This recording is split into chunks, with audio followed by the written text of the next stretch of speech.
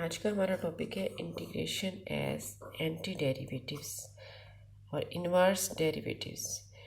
In chapter 2 we have been finding the derived function differential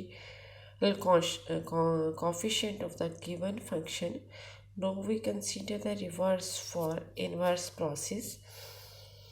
We find the function whose derivative is known. In other words, we can see that we find the function phi prime x is equal to f of x. Inverse process of differentiation. The process of finding such a function whose derivative is given is called antiderivative or integration. Integration तब possible होती है ये एक हमारे पास एक inverse process होता है derivatives का. जब फंक्शन का डेरिवेटिव नॉन होता है और उससे हम ओरिजिनल और एक्चुअल फंक्शन फाइंड आउट करना चाहें तो हम उसका एंटी डेरिवेटिव ले लेते हैं. एंटी डेरिवेटिव ये जो सिंबल है डी बाई डी एक्स जिसको हम यूज़ करते थे डेरिवेटिव के लिए, derivative of the function with respect to X, इसका जो इन्वर्स प्रोसेस है इसको हम ये वाला साइन और डी एक्स ये इसका इन्वर्स प्रोसेस होता है एक दूसरे का.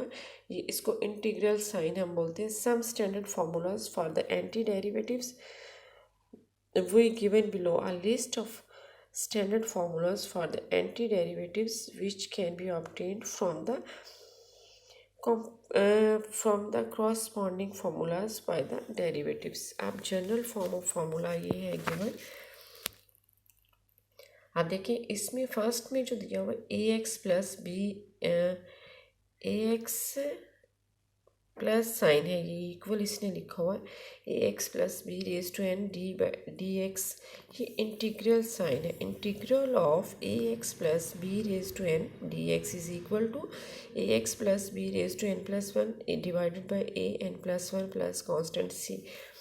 ये ए कहाँ से आ गया है इसमें, ये इसमें इस तरह से है. ये देखिए ये A X plus B raise to N ये फंक्शन है हमारा. इसका इंटीग्रल फाइंड आउट करना है. एक्स का डेरिवेटिव डी एक्स दिया हुआ है लेकिन इस इंटीग्रल जो हमारे पास बेस है पावर के अंदर उसका डेरिवेटिव पूरा आगे मौजूद होना चाहिए. तो इसका डेरिवेटिव बी का तो कांस्टेंट होगा. ए एक्स का डेरिवेटिव ए डी एक्स आना चाहिए था. ए की कांस्टेंट है जो हमारे पास नहीं है. कांस्टेंट की कमी या बेशी को हम ख़त्म कर सकते हैं. कांस्टेंट से मल्टीप्लाई करेंगे और डिवाइड कर दिया.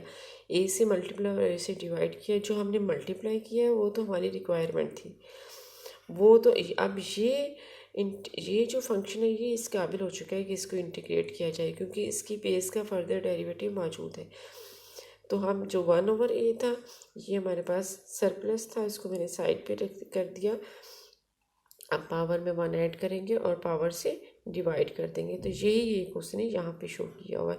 और सी क्या है, ये कांस्टेंट ऑफ इंटीग्रेशन होता है. ये हम जब भी इंटीग्रल लेंगे तो हम सी लिखेंगे और ये इसको कांस्टेंट ऑफ इंटीग्रेशन बोलते हैं. इसने यहाँ पे नेक्स्ट में देखें आप sine of A X plus B angle है. साइन का एंगल का फर्दर डेरिवेटिव होना चाहिए था. तो वो उसी तरह से हमारे पास ए कम है आगे, डी एक्स तो है. ए से मल्टीप्लाई और डिवाइड करेंगे तो जो मल्टीप्लाई करेंगे वो हमारी रिक्वायरमेंट है और जो डिवाइड करेंगे वो सरप्लस होगा. तो इसलिए 1/a साइन एक्स का derivative cos A X plus B होता है. ये है इसकी जनरल फॉर्म. उसके बाद है इसकी सिंपल फॉर्म. जैसे साइन एक्स है, एक्स का डेरिवेटिव क्या होता है डी एक्स एंगल का डेरिवेटिव. तो साइन का डेरिवेटिव होगा minus cos X plus C constant of integration है. Next cos A X plus B का डेरिवेटिव क्या होगा sine A X plus B. 1/a वही कांस्टेंट है जो हमने आगे मल्टीप्लाई और डिवाइड करके लेके आते हैं. उसकी सिंपल फॉर्म है साइन एक्स प्लस सी कॉस का डेरिवेटिव. सिमिलरली इस तरह से सेकेंड स्क्वायर ए एक्स प्लस का 1/a टेन एक्स ए X plus B plus C होगा. कॉस सेकेंड स्क्वायर का second x ten x. Second x function अगर है और उसके साथ अगर टेन एक्स मौजूद है तो फिर हम ये डेरिवेटिव इस तरह से लिख सकते हैं. अगर सेकेंड एक्स सिर्फ सिंपल फॉर्म में खुद ही दिया हो तो उसका डेरिवेटिव इस तरह से नहीं लिया जाएगा. उसका डेरिवेटिव लेने का और मेथड है वो अगले नेक्स्ट एक्सरसाइजेज में हम डिस्कस करेंगे। कोसेकेंट का डेरिवेटिव है, एक्सपोनेंशियल फंक्शन है, उसके exponent lambda x plus mu है, तो उसकी जो एक्सपोनेंट है उसका फर्दर डेरिवेटिव होना चाहिए। तो लेमडा एक्स प्लस म्यू का डेरिवेटिव, म्यू कांस्टेंट है, उसका डेरिवेटिव 0 होगा, लेमडा एक्स का होगा लेमडा डी एक्स। तो यहाँ पे हमारे पास लेमडा कम है, लेमडा से मल्टीप्लाई डिवाइड करके उसी तरह से कांस्टेंट जिसे हमने ए किया था उसी तरह से ही करेंगे। तो ये वो वाला लेमडा 1/लेमडा वो टर्म रह जाती है जो ये वो है, और ई रेज टू एक्स का derivative E raise to X ही होता है प्लस कांस्टेंट सी। ये जनरल फॉर्म है और ये उसकी अनेक्स्ट में सिंपल फॉर्म दी हुई ई एक्स डी एक्स प्लस सी है। इसी तरह से अगर हमारे पास बेस में कांस्टेंट है ए है, ए स्टैंड फॉर द कांस्टेंट 2 3 इस तरह के कांस्टेंट्स है, कोई जनरल कांस्टेंट भी हो सकते हैं, तो उस वक्त क्या होगा, उसका डेरिवेटिव हमने पीछे जब देख चुके हैं। तो उसमें क्या होता है, उसका डेरिवेटिव होगा A X into 1/ln of A lambda, तो वही है जो कांस्टेंट हमने खुद से मल्टीप्लाई डिवाइड किया होगा। अगर फंक्शन का डेरिवेटिव हमारे पास डिनोमिनेटर का डेरिवेटिव न्यूमिनेटर में होना चाहिए, अगर है मौजूद है तो हम फंक्शन का डेरिवेटिव होता है log ऑफ एक्स, जबकि यहाँ पे a नहीं था, हमने a से मल्टीप्लाई डिवाइड किया, तो ये वो वाला 1/a log of A X plus B है। 1/x का डेरिवेटिव क्या होगा, ln of x plus C होगा। tan A X plus B का 1/ln of second A X plus B mod में वैल्यू है, और 1/a log of cos A X plus B भी हो सकता है।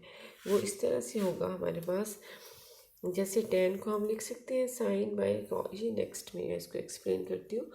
साइन एक्स का डेरिवेटिव क्या होता है, tan x का tan होता है साइन बाई कॉस, तो कॉस का डेरिवेटिव ऊपर साइन होता है, साइन मौजूद है तो हम इसका डेरिवेटिव लिख सकते हैं log of cos x plus C. इसी तरह से cot A X plus B का डेरिवेटिव सीखें। ये सारे फार्मूलाज हैं। These formulas can be verified by showing that the derivative of the right hand sides of each with respect to x is equal to the corresponding integral। अब next ये है, इसी से रिलेटेड एग्जांपल है, ये x⁵ dx है, तो power में 1 ऐड करेंगे और पावर से डिवाइड कर देंगे, प्लस हम सब कांस्टेंट ऑफ इंटीग्रेशन है 1/x⁵3 square root of x⁵3 है, तो उस इट मीन 3/2 है, तो उसको हम पहले ही न्यूमरेटर में लेके उसके नेगेटिव साइन के साथ उसकी जो पावर है वो नेगेटिव हो जाएगी, पावर में 1 ऐड और डिवाइड करेंगे। उसी तरह से जब हमारे पास सिंगल फंक्शन होता है नीचे, फिर तो हम उसको न्यूमरेटर में शिफ्ट कर सकते हैं। इसी तरह से cos 2x का डेरिवेटिव 2 नहीं है तो 2 से मल्टीप्लाई डिवाइड किया तो ये 1/2 sin 2x आ जाएगा, sin 3x का। ये सारी एग्जांपल्स हैं जो आप लोगों ने करनी है। ये बहुत ही सिंपल से एग्जांपल्स हैं और इसमें कोई भी मुश्किल नहीं है, एक एक लाइन के क्वेश्चन है। अब आप आ जाए एक्सरसाइज पे। एक्सरसाइज का जो क्वेश्चन नंबर 1 है, इसके 10 पार्ट्स दिए हुए हैं। ये बहुत ही सिंपल सा क्वेश्चन है। जिस तरह से सेकंड पार्ट में देखें, ये 2 फंक्शन है, आप पहले इंटीग्रल साइन इस पे अप्लाई करेंगे, इसको अलग सॉल्व करेंगे और इसको अलग सॉल्व करेंगे। जिस तरह से हम डेरिवेटिव ऑफ द फंक्शन लेते थे, तो अगर फंक्शन प्लस या माइनस में एक्सप्रेशन में होता था तो हम उसका अलग डेरिवेटिव ले सकते हैं। यही प्रॉपर्टीज़ इंटीग्रल के भी है, और इसी तरह से ये सारे के सारा क्वेश्चन नंबर 1 आप लोग इजीली अटेम्प्ट कर सकते हैं। और नेक्स्ट जो लेक्चर है उसमें हम नेक्स्ट एक्सरसाइज को या उसके मेथड को डिस्कस करेंगे। तो आज का लेक्चर एंड होता है। अल्लाह हाफिज़।